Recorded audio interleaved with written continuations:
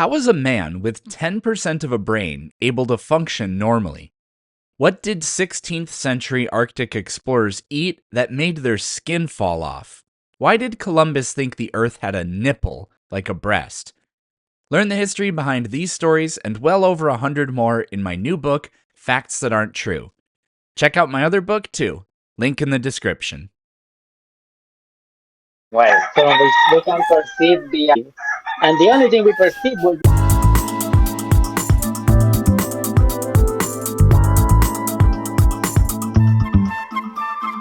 what would you say to those who think that the mind proves that physicalism is false? I've heard some of those discussions before. I actually just the other day was watching a YouTube video that was trying to demonstrate this, and it's the what the hell do you call it? The woman who Sally's room or something like that. It's called. I am not sure. I watched another channel, but it's not in English. Yeah, the this I don't know, the thought experiment that tries to prove that materialism or physicalism, whatever, is false goes that there's this woman, I think her name is Sally or Sarah, whatever, and she learns she lives in a black and white room. Anything about the color red? Is that about the color red? Anyways, she lives in a black and white room, and they just paint her body black and white. I don't know. It's a silly hypothetical, but whatever. And she knows absolutely everything there is to know about color. She knows all of its properties, its wavelengths, which wavelengths correspond with which label for each color, so on and so forth. But then she goes out into the real world, and then she sees the color red for the first time. Now, the only thing that changed was her perception of it in her mind. Therefore, the only new thing was her mental experience. Therefore, physicalism or materialism is false. Yeah, that's exactly what I meant. It was the color red. So why that does not convince you? Well, because the only way you can see a mental image of something is for a particular type of photon to hit your retina. And when she was in the black and white room, she was suppressed of all the... Well, it's not even a type of photon. Actually, this is really weird. What the hell is What the hell is the wavelength of a perfectly gray color that... From what I understand, Yeah, what that the hell happens is the when wavelength? So in order to really... This is weird. I've never thought about this before. What's the wavelength of anything that's in the gray spectrum, and how is that different from wavelengths in the color spectrum? Although technically, you can drown out information about light just by virtue of the other wavelengths that surround it. Like white can look black if it's surrounded that's by actually sufficient... Buddy, you gotta let me talk. If it's surrounded by sufficiently bright light around it. So I don't know, I guess. But anyways, my response when I heard that, I thought that was really cool. But my basic response would be, well, no, a photon of the specific wavelength of red light hit her retina, and then her brain formed an image of it. But what's also interesting is this experiment has never been carried out, hopefully, but we don't actually know if she even would be able to see red. I mean, she probably would, but I guess we don't know that for sure. But in either case, I don't think it really dismantles it. interesting. Okay, to answer your previous question, gray is formed when wavelengths of all colors get combined, but they have low bright. That is, gray is simply white. That is the combination of our wavelengths, but in with too little brightness. That is So the yeah, gray. you're just getting a combination of all of the photons unfiltered, and so your brain just says it's gray. I mean, I guess I knew that about white light. and that just would be what gray is, and black would be you're getting all the photons, just so few of them, so it looks black. Yeah, I guess that would be the explanation for it. But that doesn't make any sense because that means that black ink is actually all of the colors of ink. No, There's just not a lot of color information. This is getting really weird, and it's separate from the debate. So let's just try to forget it. Exactly. So back to the mind.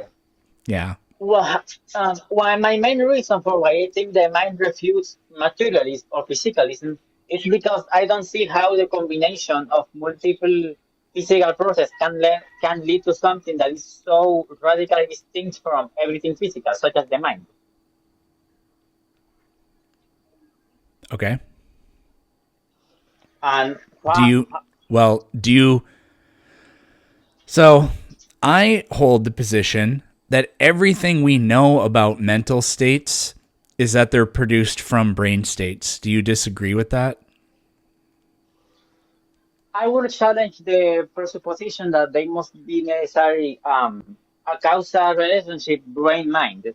It called there is a clear correlation between the brain and the mind. Nobody negates that. But I would say that that's not enough to prove that it's only from the brain to the mind, and that the mind Yeah, by itself. I Uh, didn't say that it was. I yes. said everything we know about it. I've never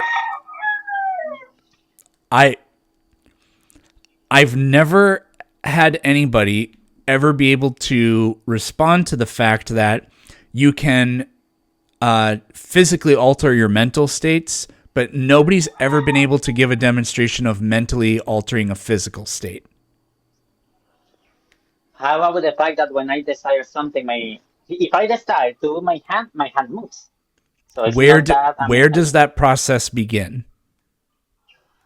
Well, so we can perceive the physical test from the brain is the first that we perceive.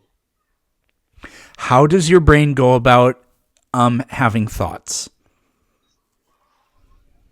Um, as far as we can perceive, there are multiple neurons interacting with each other and Okay, exchanging signals. neurons don't have thoughts. Exactly. A neuron is a physical thing. So you've described the chain of events as beginning physically and then extending to the mental state. So you've proved my point.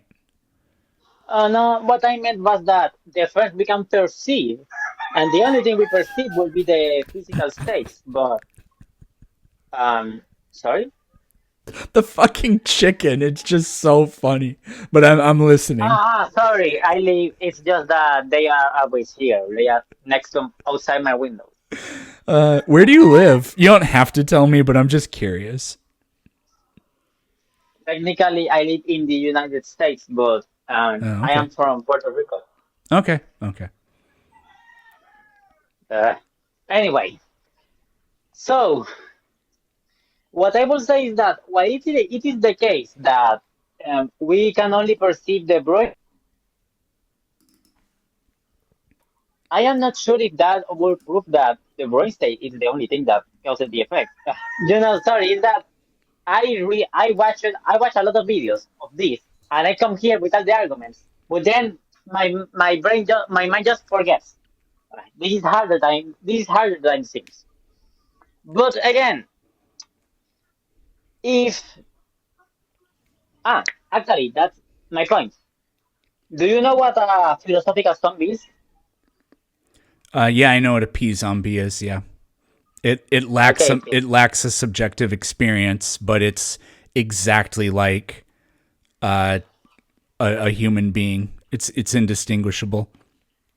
yeah, that's pretty interesting to me because if there can be a peace zombie, that is a being that looks exactly like a human but has no inner world, will not that show that the mind can't be strictly from the physical, or would you say that peace zombies are simply impossible? So again, I am not committed to telling you that dualism is false or anything like that. It's just that I don't think what we currently know is everything we know about mental states is that they are derivations of physical states, brain states. And the problem with a P zombie is it's very interesting, but it doesn't prove anything because you can't know. You can't know if another being with a subjective experience is having a subjective experience. There are tests you can do for it. You can inductively come to a very high degree of confidence, but you can't know it because this goes back to the other. It's kind of like the hard problem of consciousness, but there's that famous paper. I don't remember who wrote it, but the guy argues the hardest problem in philosophy is knowing what it's like to be a bat because you can't Yeah, do it. exactly. Yeah. I remember. I remember it. Yeah. So again, the P zombie, theoretically, I think it probably, I don't know if it would falsify physicalism, but let's just say that it would. But we can't know that P zombies exist. So, Yeah. because you can imagine it to be true, it doesn't disprove a worldview or whatever. Okay, interesting point. Okay, let me go to my next argument. I think this is a more foundation argument. What would you say if I told you that for me it simply seems that physically is false because it's pretty clear that I have an inner world. It also seems to me that in matter that has no life can possibly produce an inner world, a conscience. Therefore, materialism or physicalism must be false. You're saying that matter cannot produce Yeah, a subject. it's just that. The argument here is the problem of emergentism, which is that the relationship, the difference between consciousness and matter, they are so radically distinct that it does not seem possible how the combination of multiple physical states can produce something like the consciousness. I agree that we know that there is a correlation mind-brain, but what I would say is that it would be like this is something I heard. It will be like if whenever you put four shares in a certain position, a pink elephant appears. That's the level of difference that there is between the consciousness and the physical. Oh, what a cute cat. I don't know what this new argument you're making is. My argument is that I don't believe that it can be the case that the brain produces the mind due to the clear differences, ontological differences between what we ascribe to consciousness and what we ascribe to matter. Did you say ontological differences between what we describe as consciousness and what we describe as matter? Yeah. I still don't know what the argument here is. You're just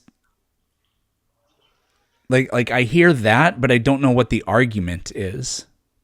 The argument is if consciousness and matter are so radically different, then um, consciousness can simply emerge from matter. But if consciousness does not emerge from merely matter, then it must be something distinct from matter. And if something distinct from matter and something distinct from the physical Okay. existence, physical is false.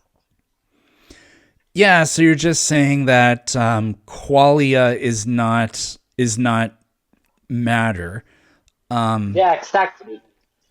I mean, okay, but we don't know we don't know if qualia is even real. Again, this is basically the hard problem of consciousness, and like we could conceptually imagine that that this could prove that materialism isn't all that there is, but a hypothetical doesn't prove anything, and really all we have here is a hypothetical.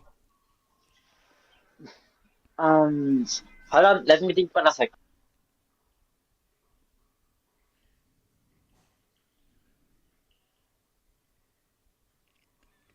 Oh, gonna go consult the notes. Kitty Cat Peterson, why are you so tuckered, huh? Why are you so tuckered? What is Kitty's name? No rush. Her name is literally Kitty Cat Peterson. Hold on, I forgot my point. I can't believe it. Um, is not subjective experience a form of qualia? Well, the idea would be I don't think that you concede that if you have a subjective experience, then it's made of qualia, because qualia is the idea that the the mental experience that you have is not the same thing as how do I even want to say this? It's not the same thing as the brain states that are producing it. So you'd have to demonstrate that. Oh, hold on. And if I mean, to Here me, we, if there's a one-to-one correspondence, then it would still be physical. if there is a one-to-one correspondence with what? Then it would still be physical. Yeah, but one-to-one between what? Between the physical and the mental states? Yeah. Mm.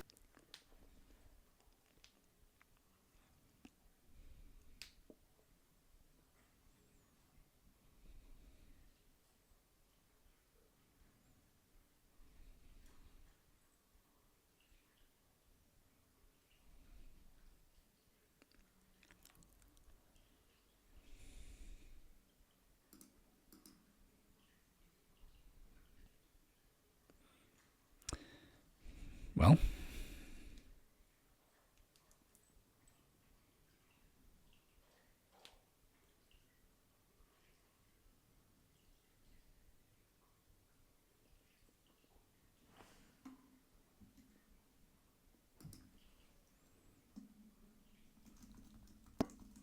I don't know. I forgot. It's easy to read and watch videos about this and think, yeah, I have the perfect argument, and then you come here and the argument just disappears. Well, what else was? Um, well, I don't know. I will try to come another day with better arguments. I should have be more prepared to come here. okay. Have a good day. You too. Okay. Okay. Um, how do I leave? I will Okay, bye. I will do it for you. Alrighty, everybody. That was fun. Let me